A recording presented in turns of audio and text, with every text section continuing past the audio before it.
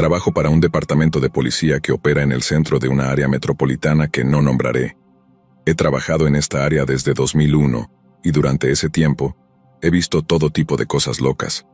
La mayoría son bastante mundanas, simplemente la depravación humana y el crimen.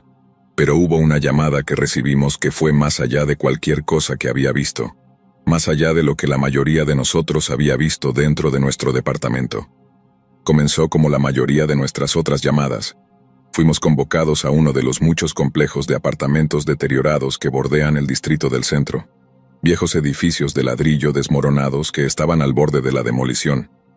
No cualquier complejo, sin embargo, era uno de los peores de la cuadra, y lo digo muy en serio. Mi compañero y yo estábamos en patrulla. Rodeamos el auto y nos dirigimos a la propiedad. Salí del patrullero, mis ojos escaneando el complejo de apartamentos. Este lugar es un agujero infernal. Adictos a las drogas merodeando en el estacionamiento, traficantes operando con impunidad, y el crimen violento era una ocurrencia regular. Mi compañero Luis asintió con la cabeza mientras nos acercábamos a la entrada. ¿Estás listo para esto? Asentí, mi mano descansando sobre mi pistola. Habíamos sido llamados a este complejo antes, pero nunca por un cadáver. La voz del despachador había sido tensa, sus palabras teñidas con un toque de miedo.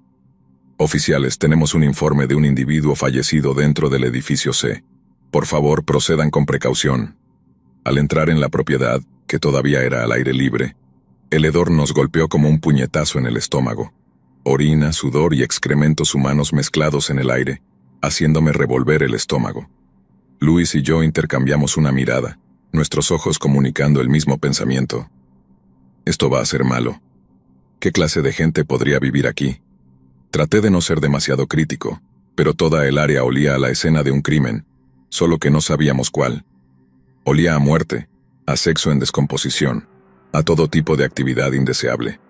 Basura alineaba cada pasillo, montones de excrementos de perro en cada cinturón verde, todo tipo de vandalismo, desde ventanas rotas hasta grafitis.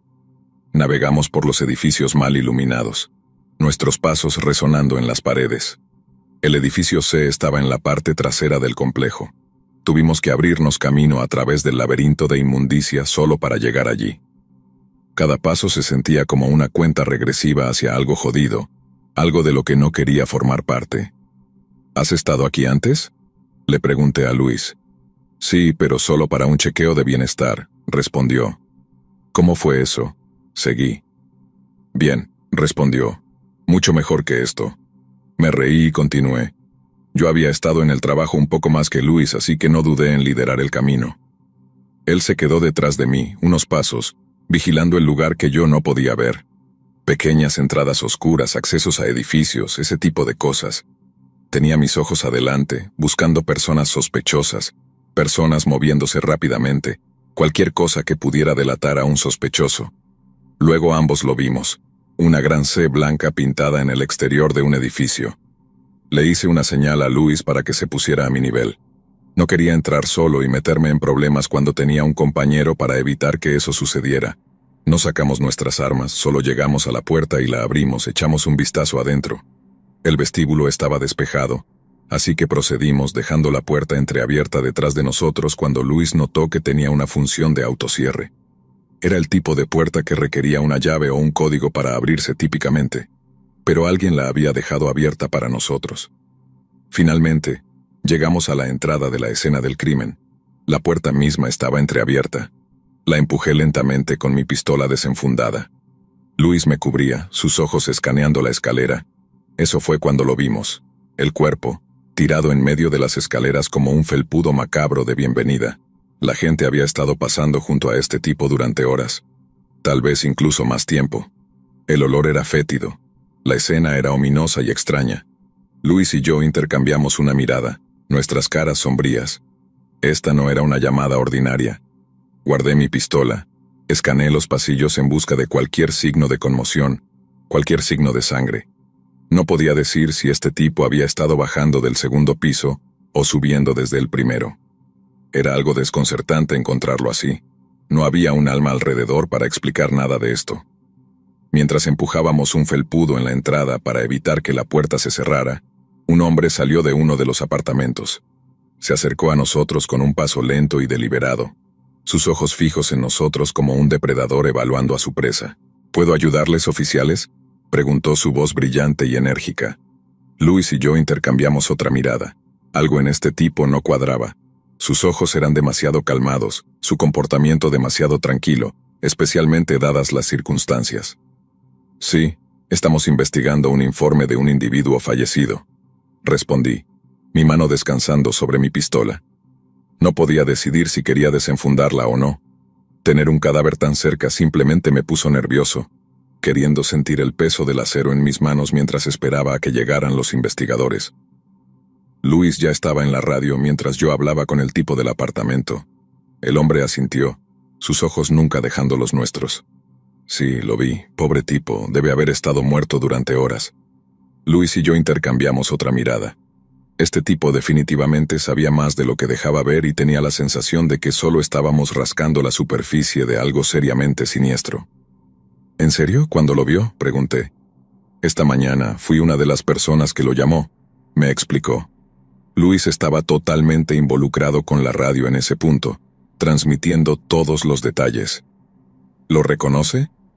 No, no lo creo, nunca lo he visto dentro de este edificio, pero podría vivir en la propiedad en un edificio diferente, aclaré. El tipo se encogió de hombros y simplemente dijo, supongo. Me volví hacia Luis para obtener la información. Me dijo que el despacho tenía todos los detalles y que había enviado personal adicional. Estábamos tratando de mantener todo limpio y ordenado hasta que llegaran. Hicimos una patrulla rápida de los pasillos en el primer piso. Luego subimos las escaleras para inspeccionar el siguiente nivel. Estaba aún más tranquilo allí, pero en algún lugar profundo dentro del edificio, podía oír a un bebé llorar. Parte de mí pensó que este tipo tenía hijos en su unidad. De cualquier manera, todo esto simplemente me entristeció. Volvimos a la escalera y decidimos examinar el cuerpo. Revisamos su pulso y no obtuvimos nada. Miramos su ropa, ni una gota de sangre sin heridas abiertas. Era aún más extraño verlo de cerca. Quiero decir, ¿qué podría haber matado a este tipo? Tenía algunos moretones en la cara, pero aparte de eso, no parecía estar demasiado herido. Asumí que era solo drogas y bajé las escaleras. ¿Cuestionaste a ese tipo abajo?, me preguntó Luis. Sí, no reconoce a este tipo, respondí. Dice que no vive en el edificio.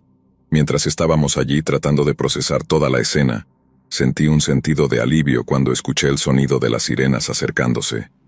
Más personal nuestro estaba llegando. No tendríamos que enfrentar esto solos.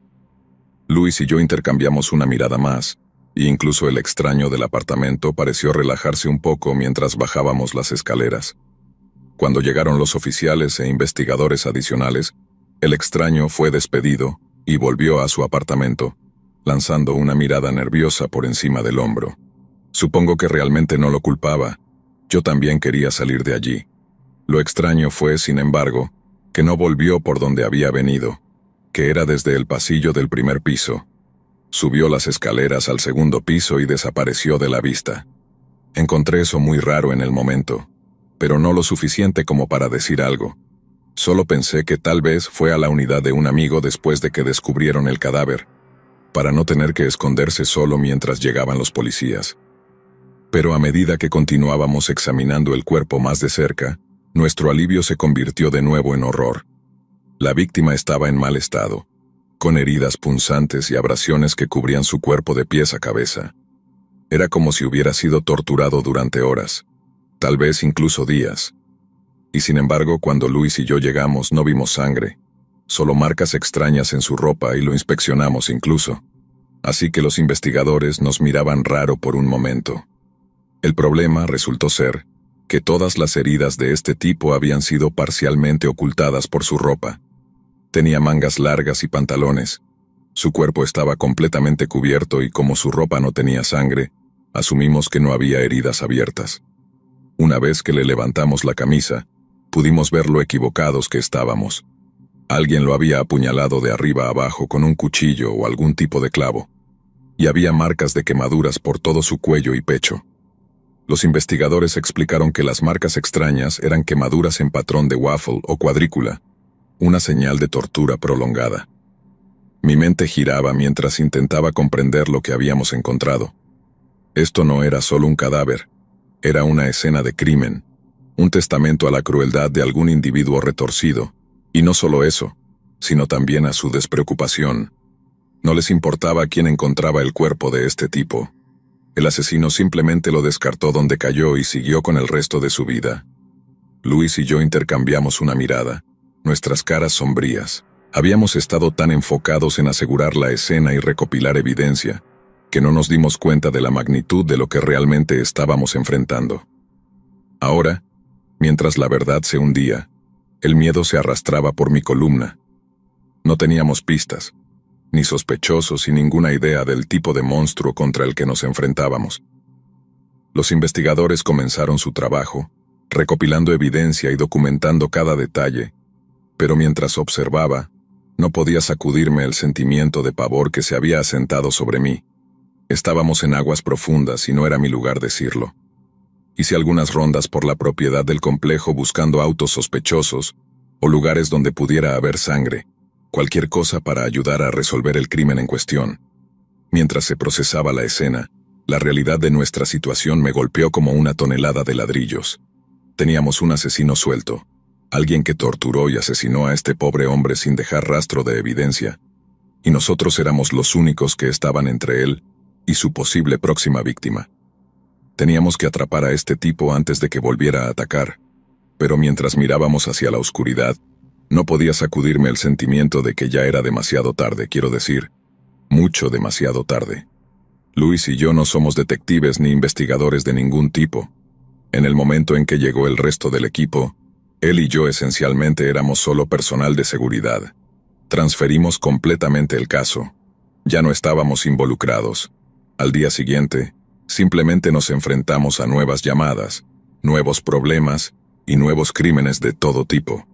Sin embargo, él y yo pensamos en ese cadáver todos los días, cada turno, preguntándonos qué demonios había pasado allí.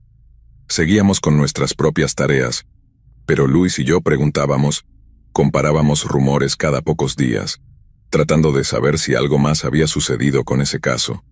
Nada había llegado por la línea, así que simplemente tuvimos que asumir la pérdida. Lo más probable es que solo fuera un negocio de drogas que salió mal, pero aún así, nada podía explicar por qué las heridas de esa víctima no sangraron. No tenía sentido para nadie en absoluto. Eso fue una pieza de información que obtuvimos, los resultados de la autopsia. El cadáver del tipo había sido drenado al 100% de toda su sangre y fluidos, por eso no vimos sus heridas de inmediato. Muy extraño, y algunos de los otros oficiales en nuestro departamento comenzaron a lanzar algunas conspiraciones verdaderamente locas, ya sabes, el tipo de abducción alienígena, rituales paganos, sacrificio satánico.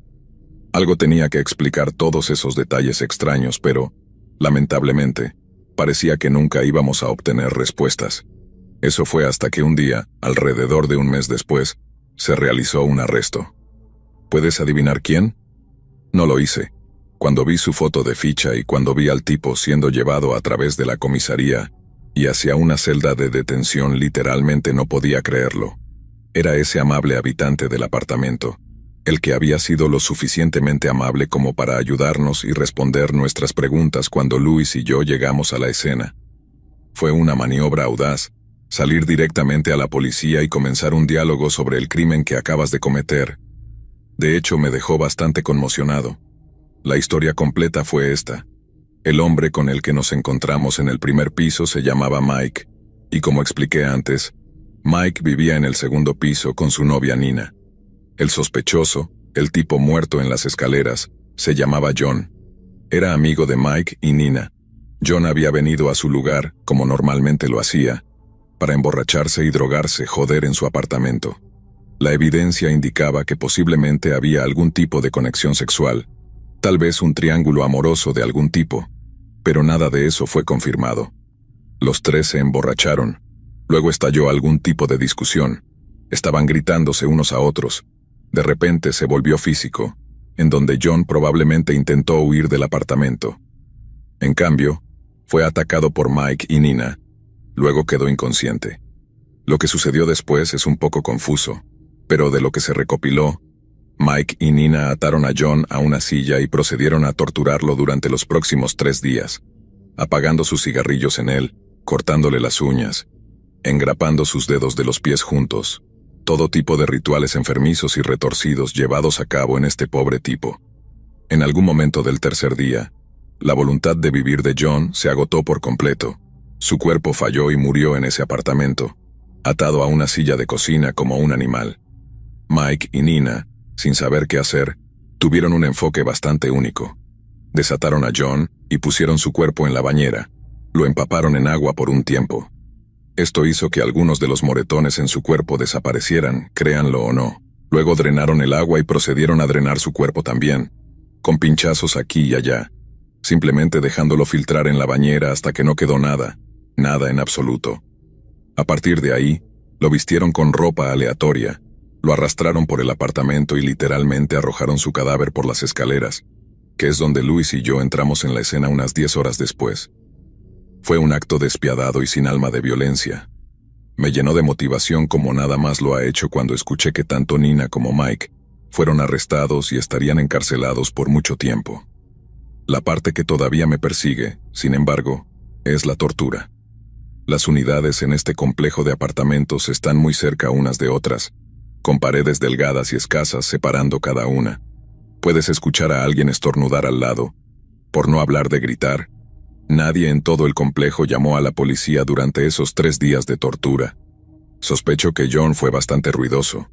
Incluso si lo amordazaron, no se necesita mucho sonido para viajar a través de esas paredes de apartamentos. Durante 3 días. De nuevo, la palabra que usé para describir este evento es sin Dios. Había familias viviendo en esa unidad, parejas, ancianos, personas de todas las clases sociales. Si alguno de ellos escuchó a John gritar en absoluto, y personalmente creo que lo hicieron, ni uno solo llamó a la policía. Nadie intentó localizar a la persona o despachar asistencia de ningún tipo. Simplemente no hicieron nada, y para mí, un oficial de policía, eso puede ser la parte más aterradora de todas. Una completa indiferencia hacia sus compañeros y vecinos. ¿Cómo se supone que alguien debe sentirse seguro en un mundo tan frío como ese? Y eso me lleva a mi último punto. El hecho de que todas estas personas aparentemente eran amigos. La mayoría de los policías te dirán en casos como este, las personas siempre se conocen entre sí, mejores amigos, hermanos, lo que sea. Rompen el vínculo con armas y martillos y con sus propias manos. No puedes confiar en tu amigo, no puedes confiar en tus vecinos. Si hay una palabra para el sabio, no confíes en nadie.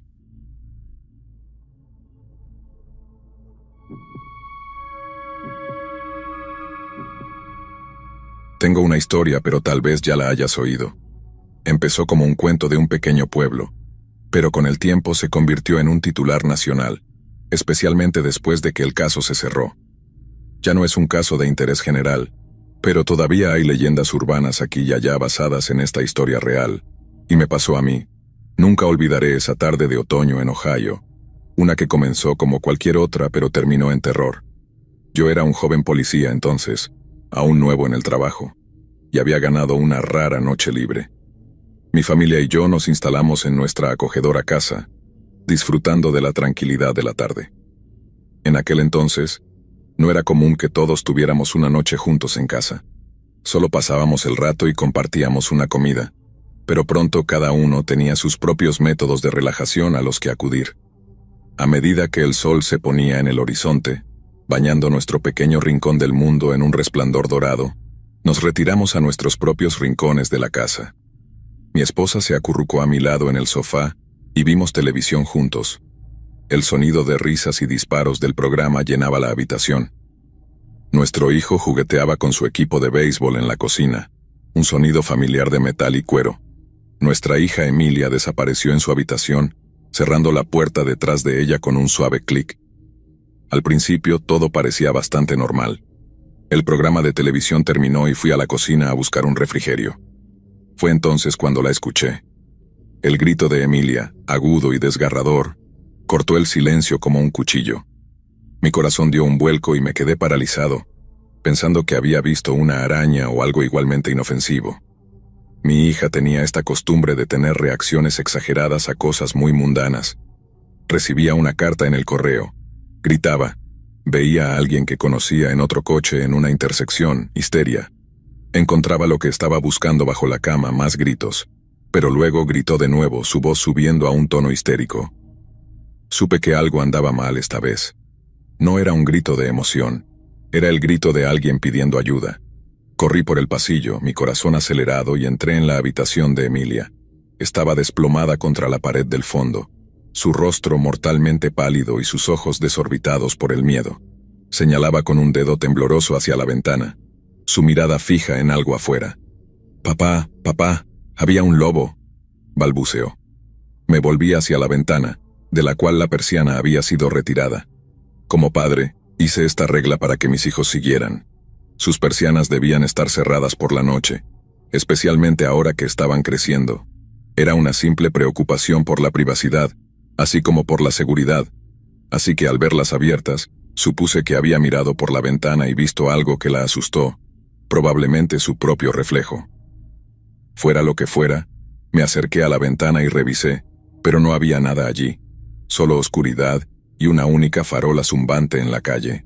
Me acerqué a Emilia e intenté calmarla, pero ella seguía señalando, sus ojos fijos en la oscuridad más allá del cristal.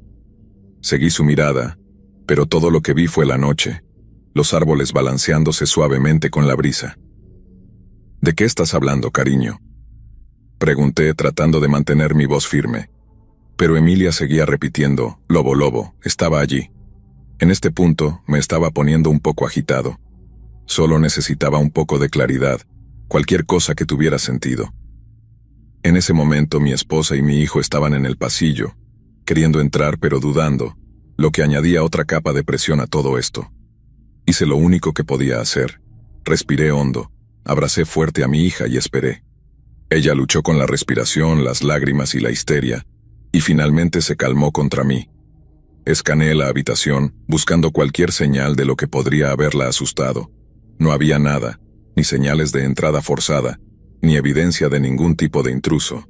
Solo el rostro aterrorizado de Emilia, y la oscuridad exterior que parecía presionarnos. Mientras se calmaba, tomé nota del silencio supremo en toda la casa. Nada más que latidos del corazón y respiración pesada. El silencio me dijo que no había nada que encontrar. Lo que fuera que la había asustado estaba en su cabeza, pero aún así tenía que estar seguro. «Emilia, cálmate, cariño, ¿qué pasó exactamente?», pregunté de nuevo.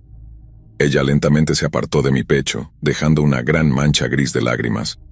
Pasó una mano por sus mejillas, respiró hondo y dijo de nuevo: «Había un hombre lobo fuera de mi ventana». Mientras hablaba, comenzó a tambalearse hacia la histeria de nuevo. La agarré y la hice enfocarse una vez más. Eché un vistazo a la ventana y la evalué. Estaba a solo 1,25 metros del suelo, así que pensé que un perro grande podría haber pasado por allí. Sí, tal vez ella abrió la ventana justo cuando este monstruoso perro callejero estaba husmeando. No era lo más probable, pero supongo que era posible. Puedo verlo en mi mente. Una niña que no presta atención, viendo la mitad de un animal a través de una ventana donde no se supone que haya nada. Mi esposa y yo la tranquilizamos, la relajamos, y luego volvimos a acostar a los niños. Era un poco temprano, pero con lo que acababa de pasar, preferimos estar seguros que lamentarnos. Después de que los niños estuvieron en sus habitaciones, me puse el cinturón de servicio y salí a inspeccionar la casa. Tenía una linterna, un taser, esposas, una pistola y cualquier cosa que encontrara en mi jardín estaría muerto o moribundo para cuando terminara con él. Pero, de nuevo, no había nada allí. Hice 3 vueltas completas por mi propiedad y no encontré nada, ni siquiera una sola huella. No había sonidos, ni evidencia de que algo hubiera estado allí. Finalmente apagué la linterna y me quedé allí en la oscuridad, esperando como un depredador para ver si algo se movía. Sin la luz, nada lo hizo. Después de 40 minutos de asegurar el patio, volví adentro, vi un poco de televisión y me fui a la cama. Nada más nos molestó el resto de esa noche. Ahora hay una pausa en la historia. Nada más extraño ocurrió en mi casa después de eso, pero una semana después noté un informe en el departamento que llamó mi atención. Era de una mujer adulta. Había llamado a despacho en medio de la noche informando que un lobo estaba mirando por su ventana. No me entró un enfoque cerrado ni se me heló la sangre ni nada. Pero hombre, Pensé que eso era lo más raro de todo. ¿Cómo podían haber dos personas que vieron la misma extraña aparición? No era la misma noche que la experiencia de mi hija, pero dentro de un par de días. Pregunté en el departamento, pero no obtuve nada. Nadie había oído nada sobre lobos pasando por la ciudad, o grandes perros callejeros merodeando en algún vecindario, nada por el estilo. Esto solo se convirtió en una pieza extraña de información que guardé en el fondo de mi mente. Otros en el departamento tomaron nota de mis preguntas, que estaba buscando activamente alguna evidencia de lobos o informes que los involucraran. Claro, alrededor de una semana después mi compañero me dio una línea directa. De hecho, me llamó antes de contactar a despacho o al departamento. ¿Qué pasa?, pregunté por la radio. ¿Alguna vez cerraste el caso de esos lobos que estabas investigando? Sentí una burbuja de ansiedad en mi estómago. Oh, no. ¿Por qué? ¿Qué encontraste? ¿Qué te llevó a buscar un lobo?, insistió ignorando mi pregunta. Bueno, mi hija dijo que uno estaba mirando por su ventana la otra noche, le expliqué. Tengo a un tipo detenido. Estoy aquí en Concord y Mayfield. Creo que deberías venir a echar un vistazo. Fue todo lo que dijo. Podría haber encontrado a tu hombre lobo. Me subí y me dirigí a esa intersección. Claro, Rodney tenía detenido un pequeño sedán y un tipo realmente espeluznante sentado en la acera. Era bastante promedio. Altura media, peso medio, complexión media. Probablemente a mediados de los 30. Lo que lo hacía espeluznante era su piel y sus ojos. El tipo era blanco como una hoja de papel, y sus globos oculares eran casi completamente negros. Solo mirarlo te daba escalofríos. ¿Qué tienes?, pregunté. Mi compañero me dio el resumen. Recibió una llamada sobre un vehículo sospechoso merodeando por el vecindario. Para cuando Rodney llegó allí, el coche estaba estacionado y, en cambio, encontró al conductor husmeando entre las casas en la calle. Parecía que estaba estudiando el vecindario en busca de lugares para entrar a robar. Fue entonces cuando Rodney se involucró. Le pidió que se acercara para hacerle unas preguntas. Tuvieron un intercambio en el que el conductor actuó cada vez más sospechoso y se puso muy raro. Luego simplemente dejó de responder preguntas. Rodney lo esposó por si acaso y luego hizo una revisión rápida del coche. No hizo una búsqueda completa, pero solo miró el asiento trasero y reveló algo. Una máscara de hombre lobo, un par de guantes, todo metido en una bolsa de plástico. Estaba cubierto con un abrigo oscuro, pero ahora había quedado expuesto lo suficiente para que mi compañero lo viera. Cuando vio las características peludas del lobo, se detuvo y pensó profundamente. Luego recordó que yo estaba preguntando en la oficina sobre cualquier pista sobre el lobo en la ciudad. El resto simplemente encajó mientras me llamaba. No podía creerlo. Mi hija tenía razón al 100% cuando gritó diciendo que había un lobo fuera de su ventana. Resultó que este tipo, cuyo nombre era Dean Tomlin, había conseguido un disfraz de hombre lobo y lo usaba para disfrazarse mientras miraba dentro de las casas de las personas. No era un ladrón, era un pervertido, un clásico mirón. Era solo un tipo inteligente que había logrado evitar ser capturado debido a ese disfraz extraño. Le conté todo esto a Rodney, quien solo asintió con una mirada lejana en sus ojos. Parecía bastante molesto cuando terminé de hablar. Muy bien, ¿quién sabe sobre esto?, pregunté. Nadie, dijo Rodney sacudiendo la cabeza. Solo te llamé a ti. No dije nada, pero Rodney seguía mirándome. Sabes, dijo, pensé que podrías querer asustarlo un poco. ¿Sabe el que tú sabes sobre el disfraz de hombre lobo? De nuevo Rodney sacudió la cabeza. Me tenía preparado para hacer un poco de justicia a mi manera. Honestamente, me gustaría decir que hice más, pero realmente no se trataba de abusar del poder o de las personas. Este tipo iba a recibir lo que merecía, así que me limité a aumentar un poco el miedo. Me ajusté el cinturón de servicio y me acerqué a Dean, que aún estaba sentado en la acera. Hola, amigo mío. Mi compañero cree que podría haber cometido un error y quiere que me encargue de ti. Se siente un poco avergonzado. Oh, no hay problema, dijo Dean. Casi podía ver la esperanza regresando a su rostro, como si no fuera a quedar registrado en los libros. Solo estoy perdido, estoy en la calle equivocada y estoy buscando la casa de mi amigo. Asentí, siguiéndole el juego. Pasa todo el tiempo, no hay problema. No es como si estuvieras robando ni nada. Lo animé. Ahora él asintió. Mencioné que iba a buscar las llaves de las esposas. Sí, parece ser un gran malentendido, empecé. Ah, Hay una cosa que quería preguntarte. Claro, ofreció Dean feliz de ayudar. ¿Qué tienes? ¿Para qué tienes ese disfraz de hombre lobo en tu asiento trasero? Pregunté lentamente. Dean se secó como una hoja al sol. De hecho, comenzó a retorcerse en sus esposas, sudor brotando de su frente, pero eligió darme esta línea de mierda. ¿Qué disfraz? El que trataste de esconder debajo de tu chaqueta, probablemente el mismo que usas con la máscara, ¿verdad? Gran abrigo negro. Oh, eso es para una obra escolar. ¿Qué escuela asistes? Pregunté dejando salir un poco del acento realmente, dejando que este tipo se cosiera. No, mi primo lo dejó en el coche. Oh, está bien.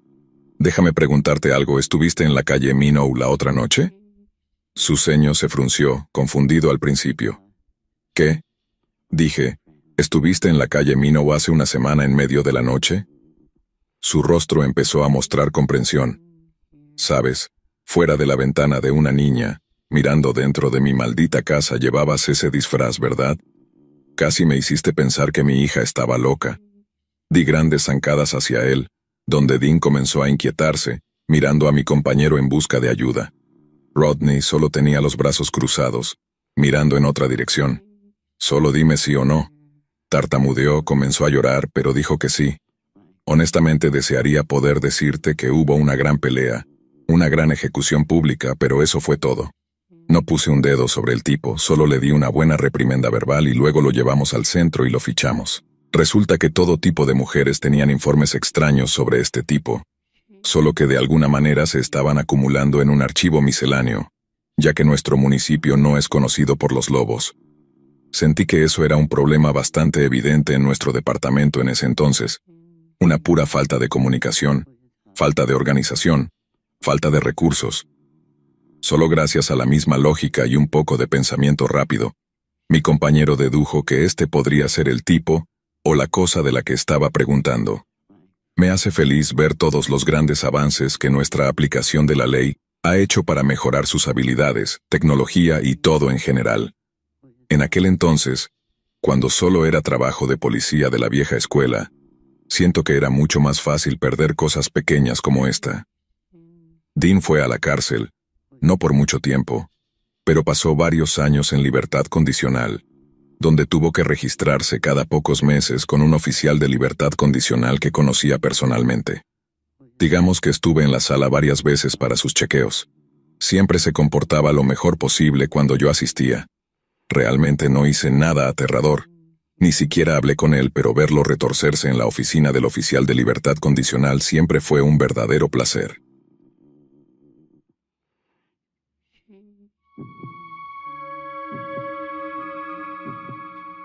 Como policía he visto mi parte de cosas extrañas en el trabajo, pero un incidente todavía me da escalofríos. Fue durante mi primer año en el cuerpo y estaba haciendo un patrullaje a pie en solitario una noche. Estas son áreas comerciales generales y áreas conocidas por altas tasas de delitos no peligrosos. Generalmente encuentras exactamente lo que esperas. Personas borrachas, peleas, tratos de drogas, robos de autos, ese tipo de cosas. Mi compañero había tomado un descanso para comer, dejándome cubrir el puesto solo durante la próxima hora.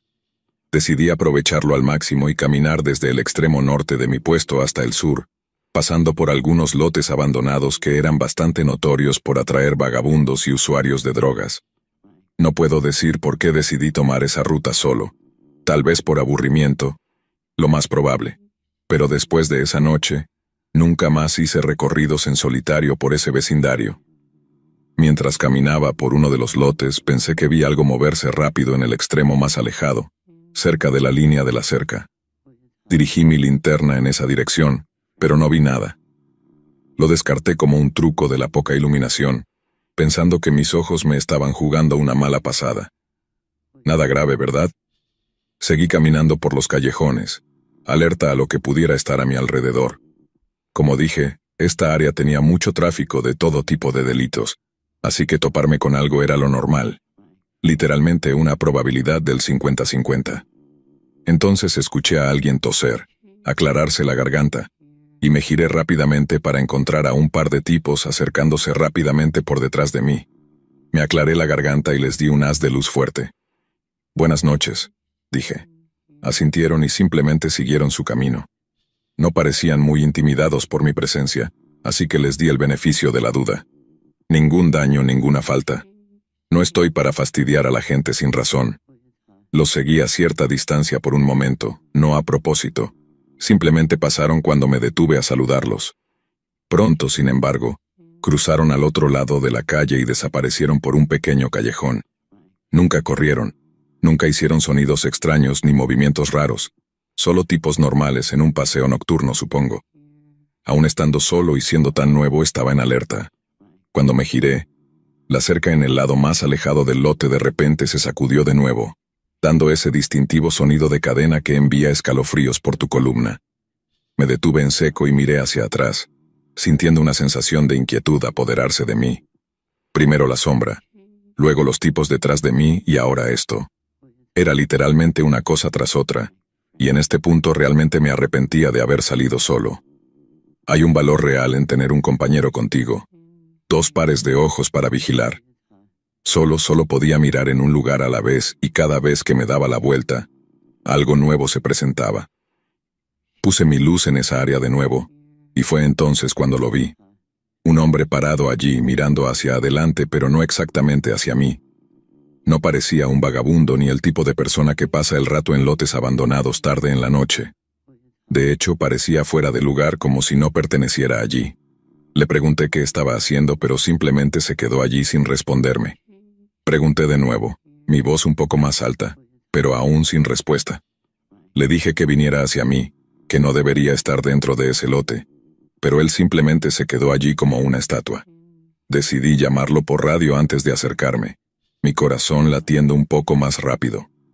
Poste 4 central, muéstreme un hombre detenido en la calle XXXZ.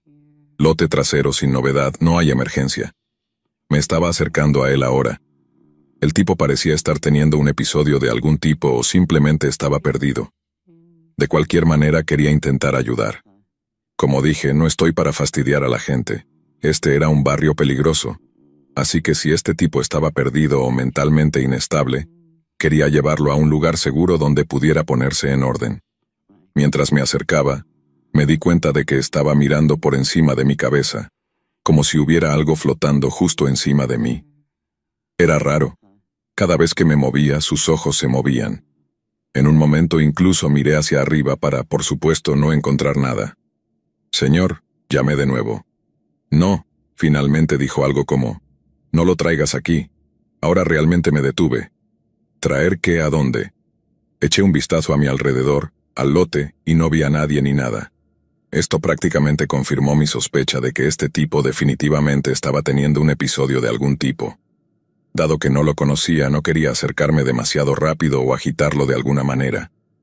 Cuando las personas tienen estos episodios de inquietud mental, se vuelven impredecibles y no hay 2 personas que reaccionen de la misma manera. Solo quería ser una presencia calmada y protectora para este tipo. «No, aléjate de mí», gritó sin siquiera mirarme una vez. Lo que sea que temía aparentemente estaba en el aire justo encima de mi cabeza. «Señor», comencé. «Estás empeorando las cosas, solo vete, por favor, vete». Sacudí la cabeza e hice lo único que se me ocurrió. Entré en el lote, salté la pequeña cerca para llegar donde él estaba parado. Debía estar drogado o algo, porque parecía que no tenía idea de dónde estaba. Se agitó de nuevo cuando comencé a trepar la cerca, pero luego volvió a quedarse vacío mirando a la nada como un dron. Su rostro estaba totalmente vacío. Salté al otro lado. Revisé mi perímetro y continué mi camino hacia el tipo confundido. Pero cuando miré hacia arriba, se había ido, desaparecido. Aparté la vista de él por 2 segundos y se había ido. No había sonido de la cerca de cadena, ni ruido, nada. Escaneé todo el lote preguntándome a dónde diablos había ido este tipo. Miré detrás del único verdadero refugio, un contenedor de basura, pero tampoco estaba allí. Digo en serio cuando digo que estaba asustado. Este tipo estaba gritando literalmente hace 2 segundos, y luego desapareció sin decir una palabra. Todo el encuentro fue simplemente espeluznante. Recuerdo caminar de un lado a otro sin saber qué hacer. Volver a patrullar y pretender que eso no acaba de pasar. Sé que eso es lo que muchas personas harían, pero soy demasiado realista. Algo extraño sucedió aquí en un abrir y cerrar de ojos. Quería saber cómo y quería saber por qué. Central me llamó un minuto más tarde, pidiendo una actualización de estado. Dudé por un momento antes de responder. 1091, 1098 sin crimen reanudando patrulla. Hasta el día de hoy creo que vi un fantasma. Por loco y extraño que suene, nunca le he contado a nadie lo que sucedió esa noche, ni siquiera a mi compañero. Es solo un recuerdo que he mantenido guardado, pero todavía me atormenta. Sé que existe la posibilidad de que tal vez haya saltado la cerca sin que lo oyera y se haya ido, pero en el tiempo que me tomó saltar una cerca de 1,20 m de altura es muy poco probable. Aquí está la parte verdaderamente extraña, y por qué nunca le conté a nadie, ni siquiera a mi compañero. Terminé esa ruta a pie antes de lo esperado, y decidí reunirme con mi compañero en el lugar donde estaba comiendo. Un pequeño restaurante mexicano que estaba abierto las 24 horas. Creo que solo quería compañía en ese momento. El encuentro que acababa de tener con ese tipo que desapareció me había aterrorizado tanto que no quería estar solo. Encontré el lugar y entré pensando en conseguir unas papas y un refresco. Tal vez algo para llenar mi estómago y quitarme el nerviosismo. Para mi incredulidad y absoluto horror, me quedé dentro de ese restaurante mexicano viendo a mi compañero de pie junto a la máquina de refrescos. ¿Y con quién estaba hablando? Nada menos que con ese tipo raro y confundido que acababa de ver parado en un lote vacío a 1,5 kilómetros de distancia. Llevaba la misma ropa, pero estaban un poco diferentes. Es difícil de explicar.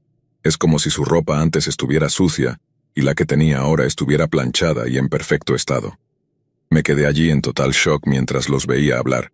El tipo miró por encima del hombro de mi compañero, directamente hacia mí, me dio una pequeña sonrisa y un guiño. Se despidió de mi compañero y pasó junto a mí saliendo por la puerta. Mi compañero me vio en ese momento, me saludó y luego empezó a llenar su refresco. Me tomó un segundo moverme, ya que estaba realmente en shock en ese punto. Justo cuando se me ocurrió, me di la vuelta para echarle un segundo vistazo, pero por supuesto, ya se había ido. ¿Conoces a ese tipo?, pregunté. No, un tipo cualquiera, ¿por qué? Solo curioso, dije. ¿Quería direcciones? Y lo dejamos así. No quería saber nada más sobre este tipo raro. Supe entonces que no había visto un fantasma, pero definitivamente había visto algo, ¿verdad? Realmente no creo en lo sobrenatural, pero he tenido múltiples personas que me han dicho que ese tipo era un demonio o un skinwalker, algún tipo de monstruo misterioso que puede cambiar de forma o algo así. Lo único que sé es que logró desaparecer justo frente a mí. Tal vez solo era un mago practicando su último truco. De cualquier manera, ese incidente dejó una marca en mí, un recordatorio de que hay cosas que no podemos explicar, cosas que desafían la lógica y la razón. Como policía, es un recordatorio de que a veces las cosas que hacen ruido en la noche son reales, y están esperando por nosotros en las sombras, pretendiendo que no saben dónde están.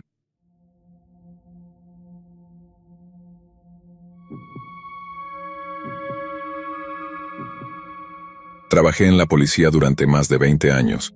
A lo largo de mi carrera vi cosas que ningún ser humano debería presenciar, pero hubo un caso que me marcó de manera especial.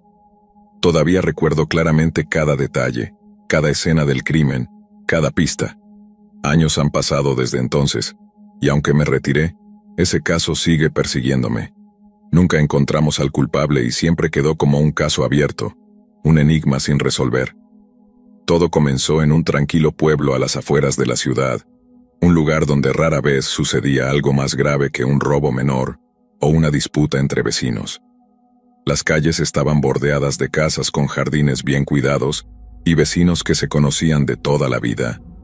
Sin embargo, aquella paz se rompió bruscamente con una serie de homicidios que nos dejó a todos en estado de shock. La primera víctima fue una joven de 23 años llamada Emilia. La encontraron en su casa. Su cuerpo sin vida yacía en la sala de estar. La escena era escalofriante, con sangre salpicada en las paredes y el suelo. Recuerdo recibir la llamada esa mañana. El oficial en turno estaba pálido. Apenas podía articular las palabras. Cuando llegué a la escena sentí un escalofrío recorrer mi espalda. La puerta principal no estaba forzada, lo que indicaba que Emilia conocía a su asesino o que había dejado la puerta abierta, confiada en la seguridad del pueblo. A primera vista parecía un asesinato doméstico, pero pronto notamos algo peculiar. Una pequeña figura de papel doblado en forma de cisne colocada cuidadosamente sobre la mesa del comedor. La autopsia reveló que Emilia había sido estrangulada con una precisión fría, y luego apuñalada varias veces en el pecho y el abdomen. Sin embargo, no encontramos huellas digitales, ni signos de lucha. El asesino había sido meticuloso, casi quirúrgico en su proceder. Investigamos a su círculo cercano, desde su novio hasta sus compañeros de trabajo, pero todos tenían coartadas sólidas. Emilia era una chica querida en la comunidad, sin enemigos aparentes. Aquella figura de papel nos dejó perplejos. ¿Era un mensaje? ¿Una firma? Decidimos guardarla como evidencia, esperando que con el tiempo su significado se volviera más claro. Menos de 2 semanas después, otro cadáver fue descubierto. Esta vez, un hombre mayor, Álvaro, de 58 años, fue hallado muerto en su dormitorio. La escena del crimen presentaba un patrón similar al del primer asesinato. Sangre en las paredes y suelo, y otro cisne de papel en la mesita de noche. Álvaro había sido estrangulado y apuñalado de la misma manera. La conexión entre los asesinatos se hizo evidente, y el pánico comenzó a extenderse por el pueblo. Álvaro era un jubilado que vivía solo, conocido por sus caminatas matutinas y su amabilidad con los vecinos. No tenía familiares cercanos, pero todos en el pueblo lo conocían. La falta de huellas o señales de lucha en su casa era inquietante. Empezamos a darnos cuenta de que nos enfrentábamos a alguien extremadamente cuidadoso y meticuloso. El asesino había entrado y salido sin dejar rastro, excepto por ese inquietante cisne de papel. El tercer homicidio ocurrió en una casa a solo unas calles de mi propia vivienda. La víctima, Susana, una madre soltera de 35 años, fue encontrada en su cocina, asesinada con la misma brutalidad. En esta ocasión, el asesino dejó una nota junto al cisne de papel. La próxima vez será alguien que conoces. Susana tenía 2 hijos pequeños que afortunadamente estaban en casa de su abuela esa noche. La encontré tendida en el suelo de la cocina, con la misma firma de estrangulamiento y apuñalamientos. La nota nos heló la sangre. El asesino no solo nos estaba desafiando, sino que parecía disfrutar jugando con nosotros. Sentí una mezcla de furia e impotencia. La comunidad estaba aterrorizada y la presión sobre nosotros, la fuerza policial local, aumentaba cada día. Mis colegas y yo estábamos desesperados por encontrar cualquier pista que nos llevara al asesino. Pasamos días y noches revisando pruebas, entrevistando a posibles testigos y analizando cualquier conexión entre las víctimas. Sin embargo, el asesino parecía estar siempre un paso por delante, anticipando nuestros movimientos. Había algo frío y calculador en la forma en que operaba, algo que nos hacía sentir que nos observaba y se reía de nuestros esfuerzos. Nunca olvidaré el día en que llegué a una escena del crimen y encontré algo que me hizo sentir un miedo profundo y personal. La víctima era un hombre de negocios, Richard, de 40 años. Al revisar la escena descubrí una serie de fotografías. Eran fotos mías y de mi familia tomadas sin nuestro conocimiento. En la mesa del comedor, junto al cisne de papel, había un libro, una edición antigua de El arte de la guerra de Sun Tzu, mi libro favorito. El mensaje era claro. El asesino no solo conocía mis movimientos, sino también mis gustos y mi vida personal. Sentí que mi familia estaba en peligro, y esa noche no pude dormir. Pasé horas vigilando la casa, con el arma en la mano, temiendo que en cualquier momento el asesino pudiera aparecer. Esa amenaza personal cambió todo. Ya no era solo un caso que debía resolver, ahora era algo profundamente personal. Mis superiores me ordenaron tomar una licencia y ponerme bajo protección, pero me negué. No podía abandonar a mi equipo ni a mi familia. A pesar de nuestros esfuerzos, los asesinatos continuaron. Cada escena del crimen presentaba el mismo patrón: estrangulación, apuñalamiento y un cisne de papel. El asesino jugaba con nosotros, dejándonos pistas que no llevaban a ninguna parte. Después del 6º homicidio, parecía que se desvaneció. No hubo más asesinatos, ni señales de su presencia. El caso quedó sin resolver, y la paz volvió lentamente al pueblo, pero la sombra de esos crímenes nunca desapareció completamente. A lo largo de los siguientes meses, revisamos y analizamos cada detalle, cada pista, intentando encontrar algo que hubiéramos pasado por alto. Sin embargo, el asesino parecía haberse desvanecido en el aire. La presión de los medios y la comunidad era constante. y el caso se convirtió en una carga pesada que todos llevábamos. Con el tiempo se fue convirtiendo en un misterio no resuelto, un recordatorio constante de nuestra incapacidad para atrapar al culpable. Hoy, años después, sigo pensando en esos asesinatos. Me pregunto quién era el asesino, qué lo motivaba y por qué nunca logramos atraparlo. Aunque ya no trabajo en la policía, el caso sigue siendo una herida abierta en mi memoria. Cada vez que veo un cisne de papel, recuerdo a las víctimas y a sus familias, y el hecho de que, a pesar de nuestros mejores esfuerzos, nunca encontramos al culpable. Ese caso se convirtió en un recordatorio constante de que, a veces, el mal puede acechar en los lugares más inesperados, y que no siempre podemos proteger a los que amamos. La memoria de esos días sigue viva en mí, un eco de un tiempo en que la paz de un pequeño pueblo fue destrozada por una mente perversa y calculadora. Nunca sabremos cuántas vidas más pudo haber afectado, cuántas familias se vieron destrozadas por su maldad. Y es esa incertidumbre, ese vacío de respuestas, lo que hace que este caso sea, para mí, un caso inolvidable.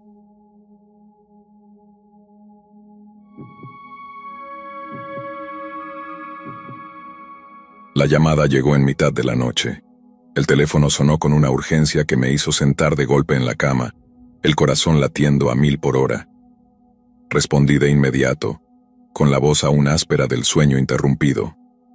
Thomas, tenemos un caso grave. 2 personas mayores, un hombre y una mujer encontrados muertos en su casa. Necesitamos que vengas de inmediato, dijo la voz del sargento al otro lado de la línea. Minutos después estaba en mi coche conduciendo por las desiertas calles de la ciudad. La adrenalina me mantenía despierto. Mi mente ya se preparaba para lo que encontraría. No era la primera vez que me llamaban en medio de la noche para un caso de homicidio, pero algo en la voz del sargento había sonado diferente, más tenso, más desesperado. Llegué a la casa, una vivienda modesta en una zona tranquila de la ciudad. Las luces de las patrullas iluminaban la calle y el jardín delantero. Al cruzar la cinta amarilla de la policía, fui recibido por el sargento, cuyo rostro mostraba una mezcla de preocupación y cansancio. Es un caso complicado, Thomas. Los vecinos llamaron cuando escucharon gritos. Cuando llegamos ya era tarde, dijo, guiándome hacia el interior de la casa.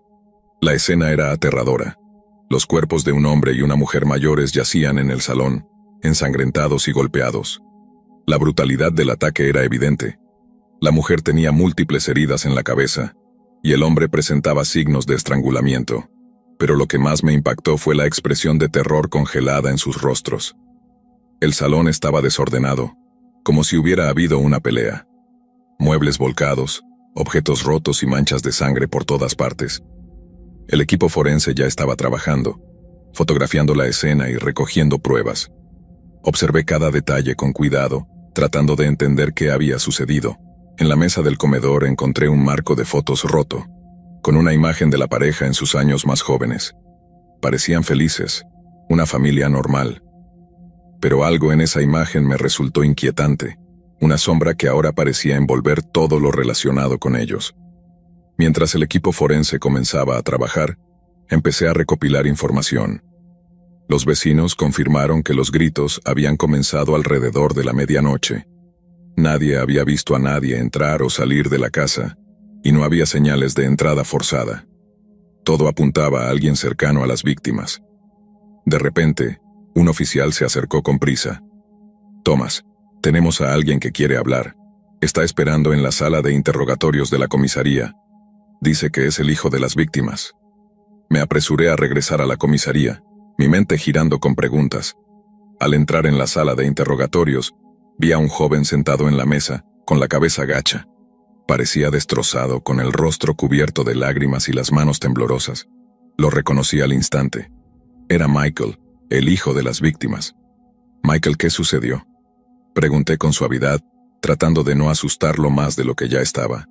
Él levantó la vista, sus ojos rojos de tanto llorar. Fui yo, Thomas. Yo los maté.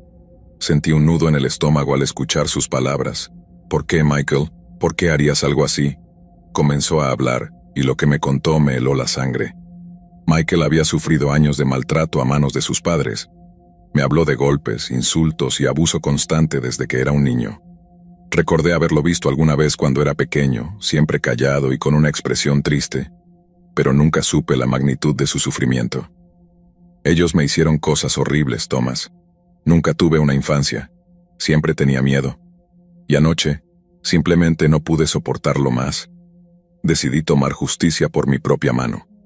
Cada palabra que decía me hacía sentir una mezcla de compasión y horror. Michael no era un asesino por naturaleza, sino una víctima que había sido empujada al límite. Su confesión era desgarradora, y la empatía por su dolor era inevitable. Llegué a su casa anoche para confrontarlos. Les dije que ya no podían seguir lastimándome. Mi madre intentó golpearme, y algo en mí simplemente se rompió. Perdí el control y los maté. El dolor en su voz era palpable, y yo me encontraba luchando contra mis propias emociones. Sabía que había cometido un crimen atroz, pero también entendía el tormento que lo había llevado hasta ese punto. La investigación confirmó su historia. No había duda de que Michael había sido víctima de un abuso extremo y prolongado. Sin embargo, la ley es la ley, y Michael fue arrestado y llevado a juicio. La evidencia de maltrato fue presentada, pero no fue suficiente para absolverlo completamente. El juicio fue un proceso doloroso para todos. Escuchar los testimonios sobre el abuso que Michael había sufrido fue devastador. Su abogado presentó un caso sólido de defensa por trastorno de estrés postraumático, pero la severidad del crimen no podía ser ignorada. Finalmente, Michael fue condenado por homicidio, aunque con una sentencia reducida debido a las circunstancias atenuantes. Ese caso cambió mi vida, no solo porque me enfrenté a la brutalidad del asesinato, sino porque me hizo ver el dolor invisible que muchas personas llevan en silencio. Michael era una víctima tanto como sus padres, y el sistema que debería haberlo protegido le falló en todos los niveles. Esa noche, cuando me senté en la oscuridad de mi casa, reflexioné sobre lo que había presenciado. No había consuelo en el resultado, solo una profunda tristeza por una vida destrozada y las terribles consecuencias de un ciclo de abuso que nunca se detuvo. Aunque la justicia había sido servida en cierta medida, el dolor y la tragedia de ese caso siguen siendo una cicatriz imborrable en mi memoria.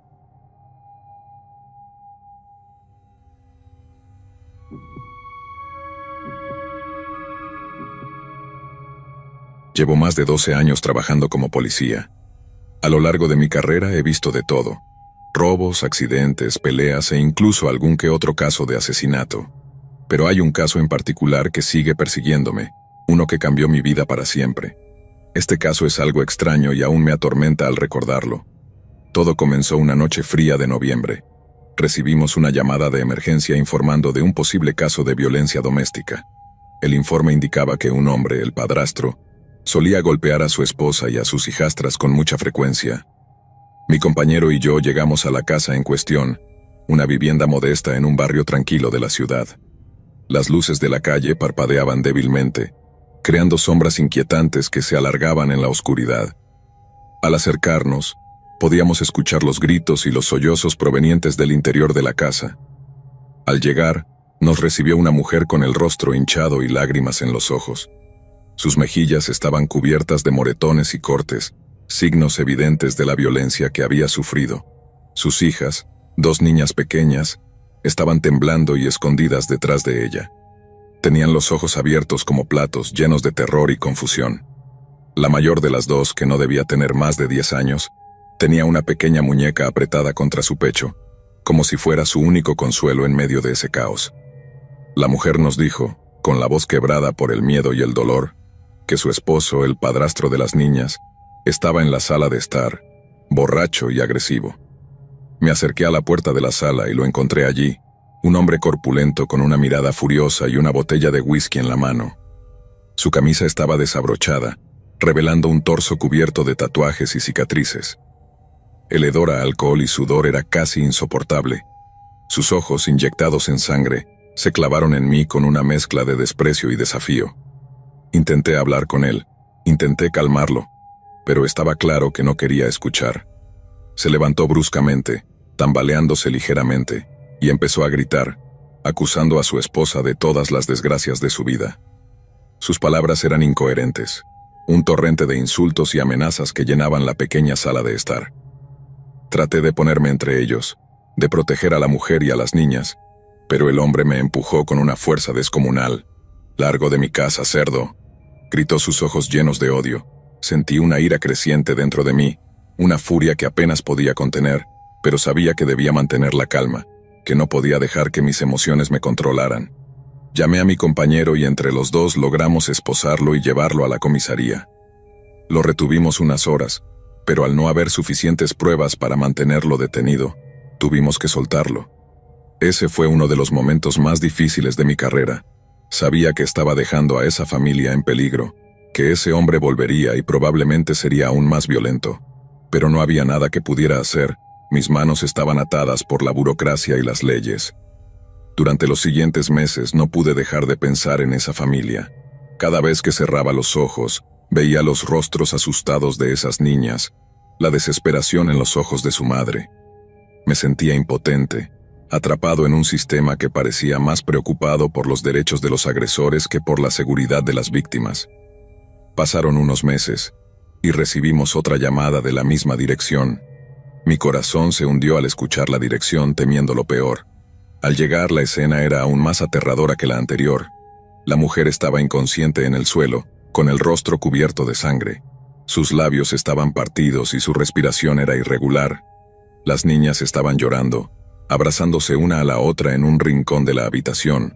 Sus sollozos eran apenas audibles entre el silencio sepulcral de la casa. El hombre estaba allí de nuevo, más furioso y borracho que la primera vez. Algo dentro de mí se rompió. La ira que había reprimido durante tanto tiempo estalló con una fuerza que nunca antes había experimentado. No pensé en las consecuencias, no pensé en mi carrera ni en las leyes que debía proteger. Solo vi a un monstruo que necesitaba ser detenido. Corrí hacia él y lo golpeé con toda mi fuerza. Una vez, 2 veces, 3 veces. Cada golpe estaba cargado con la ira y la frustración acumuladas por años de ver injusticias, de ver a los inocentes sufrir mientras los culpables seguían libres. No podía parar, no quería parar. Finalmente mi compañero logró separarme de él, pero para entonces el hombre ya estaba en el suelo, inconsciente y sangrando. Esa noche me quitaron la placa. Me dijeron que había cruzado la línea, que había dejado que mis emociones nublaran mi juicio, y tenían razón. Pero en ese momento, no me importaba.